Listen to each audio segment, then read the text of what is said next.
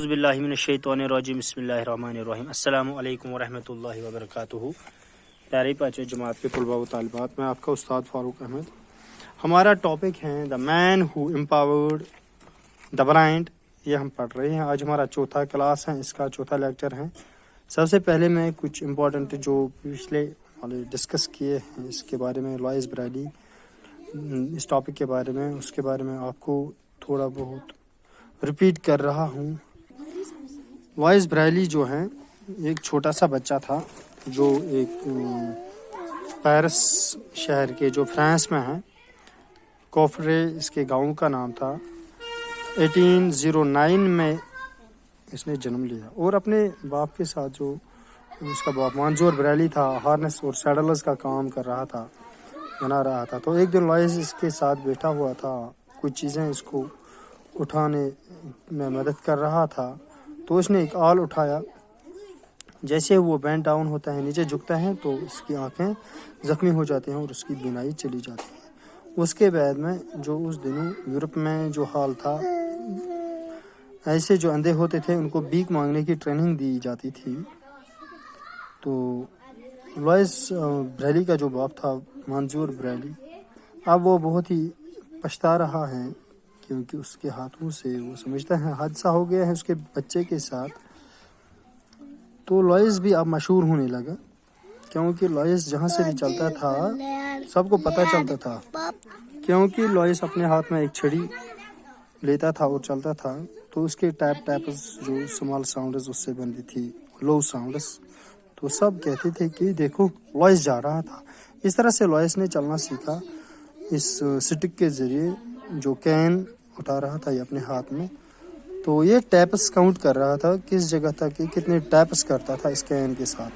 یعنی اگر کسی جنگل میں جانا ہو، اس کو روڈ پر جانا ہو، یا کسی درخت کے پاس جانا ہو، یا پارک میں جانا ہو، تو اس نے کاؤنٹ کر رکھے تھے ٹیپس۔ تو اب تھوڑا بڑا ہو گیا لوئس، تو اس کے بعد یہ اپنے باپ کو پھر مدد کر رہا تھا۔ اب اس کی فنگرز جو ہے تھوڑی اسٹرانگ ہو گئی، ان میں طاقت آ گئی اٹھانے، لکھنے کی، پڑھنے کی۔ تو پھر اس نے ایک اسکول میں داخلہ لیا۔ تو اب لوئس سیکھنے لگا اپنی یادداشت سے اور سننے سے، کیونکہ لوئس دیکھ نہیں پا رہا تھا۔ تو لیکن لوئس بدقسمتی تھی اس کی، کیونکہ یہ پڑھ اور لکھ نہیں سکتا ہے۔ تو ایک دن اس کے استاد نے ایک اسکول کے بارے میں سنا جو Royal institute of young blind کے نام سے مشہور تھا۔ تو لوئس کو وہاں داخلہ کروایا گیا۔ وہاں سے لوئس نے پینو اور سیلو بھی بجانا سیکھ لیا، اور اس طرح سے لوئس نے وہاں پر گریجویشن کی، اور پھر اسی انسٹیٹیوٹ میں ایز اے ٹیچر کام کرنے لگا۔ تو اس انسٹیٹیوٹ کا جو فاؤنڈر تھا ویلنٹائن ہائی، اس نے ایک میتھڈ ایجاد کی تھی، دریافت کی تھی، جس سے یہ اندھے سیکھتے تھے۔ اس طرح کے طریقے میں جو لیٹرز تھے، جو حرف تھے، وہ بڑے کیے جاتے تھے، they were raised۔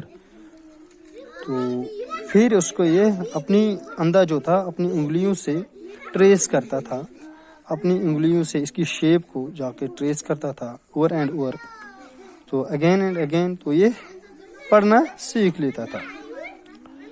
اب لوئس جو تھا یہ بہت ہی چالاک تھا، لوئس برائیلی۔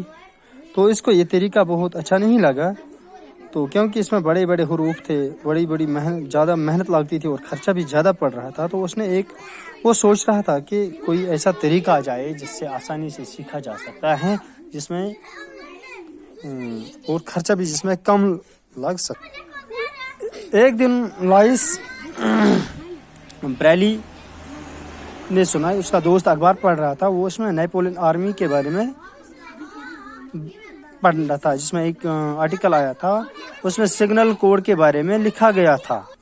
لوئس برائیلی اس سگنل کوڈ کے بارے میں، جو آرمی میں، نیپولین آرمی میں استعمال کیا جاتا تھا، چارلس بیبر آرمی کا کیپٹن تھا، اس نے یہ ایجاد کی تھی۔ اس میں میسیجز دیے جاتے تھے ڈیٹس اور ڈیشز میں، تو یہ سگنل کوڈ کہلاتا تھا۔ فار ایگزامپل اگر کسی کو حکم دینا ہوتا ہے سیز فائر، کم آن پوزیشن، تو یہ ڈاٹس اور ڈیشز میں اس کے لیے ایک سگنل کوڈ بنا ہوا ہوتا تھا۔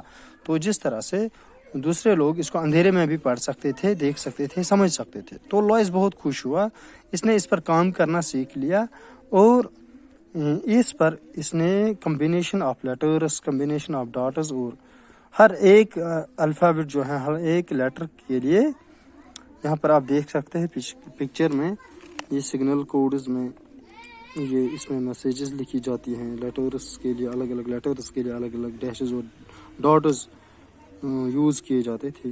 تو اس طرح سے لوئس نے بہت ہی ترقی کی اور اس سسٹم کو آگے لے گیا. لیکن لوئس کا جو یہ میتھڈ تھا یہ کچھ لوگوں کو راس نہیں آیا، کیونکہ وہ جو پہلے والے میتھڈ سے تھے وہ پیسے کماتے تھے اور ان کا بزنس تھا اس میں، تو اس نے اس میتھڈ کو اپروو نہیں کیا گیا. تو اس ادارے میں اس میتھڈ کو عملانے کے بجائے اس کو ٹھکرایا گیا. تو لیکن برائلی جو ہے اس نے اپنے سسٹم کو امپروو کرنے کے لیے پرائیویٹ میں بچوں کو پڑھانا سکھایا اور اس میتھڈ کے بارے میں بتانا سکھایا، جہاں وہ بچوں کو نوٹس بھی سکھاتا تھا، میوزیکل نوٹس بھی سکھاتا تھا. آہستہ آہستہ برائلی جو تھا اور اس کے دوست تھے انہوں نے کچھ کتابیں بنائی جس میں سٹوریز تھی، سانگ بکس تھے. تو اس کے لیے انہوں نے پھر ایک مشین بھی بنائی پنچنگ کے لیے، جہاں پر ان کتابوں کی پنچنگ کی جاتی تھی. تو لیکن یہ ابھی پبلسٹی اس کی نہیں ہوئی تھی. تو برائلی کو بہت ہی وہ ڈسپوائنٹڈ ہوا، وہ بدل ہوا. تو لوئس اس طرح سے آخر میں لوئس جو تھا اس کی صحت جو خراب ہوتی ہے، تو لوئس اپنے آپ کو ناکامیاب سمجھتا ہے، کیونکہ اس کا جو اتنی محنت ہے یہ سمجھتا ہے شاید یہ رائیگان ہوگی. تو لیکن one evening Lois' health began to fail, and it seemed to him that the work of his lifetime might die with him. تو اس طرح سے لوئس جو ہیں یہ ڈسپوائنٹڈ، لوئس بدل ہوتا ہے. تو پھر کیا ہوتا ہے، تو اس کے لیے ایک موقع ہوتا ہے، کیونکہ اس کے اسٹوڈنٹس میں ایک اندھی گرل ہوتی ہے، اس کی اسٹوڈنٹ ہوتی ہے، وہ ایک فائن پینسٹ ہوتی ہے. But was still to have his moment of triumph among his music pupils was a blind young girl who was a very fine pianist. Braley had taught her his dot method of reading and writing music. تو یہ train کی تھی برائلی نے یہ اندھی لڑکی. One evening she gave a concert which was highly applauded. The young girl held her hand for silence. Then she made a speech about Braley and what his method had meant to her. I beg you to applaud him, not me, she said. I play through his eyes. تو یہ اندھی لڑکی ایک speech میں سب کو silence کرواتی ہیں اور برائلی کے بارے میں اور اس کے میتھڈ کے بارے میں بتاتی ہیں. تو سب تعریفیں جو ہیں برائلی کے لیے کرتی ہیں اور اسی کو اپلاڈ کرتی ہیں. The next day the Paris newspaper was filled with stories about Braley and his work for his blind people. So much interest was aroused that many schools finally agreed to use his system. تو اگلے دن Paris کے news paper میں بھی یہ کہانی آتی ہیں اور برائلی جو ہیں اس کا جو یہ ورک ہے اس کا کام جو ہے مشہور ہوتا ہے. تو ہر اسکول پھر ایگری ہوتا ہے اس کے سسٹم کے ساتھ. When Braley heard about this, he wept out of joy because he said that his life had not been a failure after all. تو لوئس برائلی جب یہ سنتا ہے تو وہ خوشی کے آنسو بہاتا ہے. تو اس کو دلاسا ملتا ہے کہ آخر کار اس کی جو یہ اس کی محنت ہے ضائع نہیں ہوگی. This was in 1852 when Braley was 43 years old. اس وقت برائلی 43 سال کا تھا. 2 years later, the Institute for the Young Blind officially adopted Lois' system and named it after him. 2 سال کے بعد اس انسٹیٹیوٹ تھا تو اس کے نام سے مشہور ہو گیا. Books were translated into Braille and through books the blind found empowerment they had never dreamed of. اس طرح سے برائلی مشہور ہوتا ہے اور اس کا جو یہ سسٹم ہے آگے لیا جاتا ہے. Thank you very much. خدا حافظ.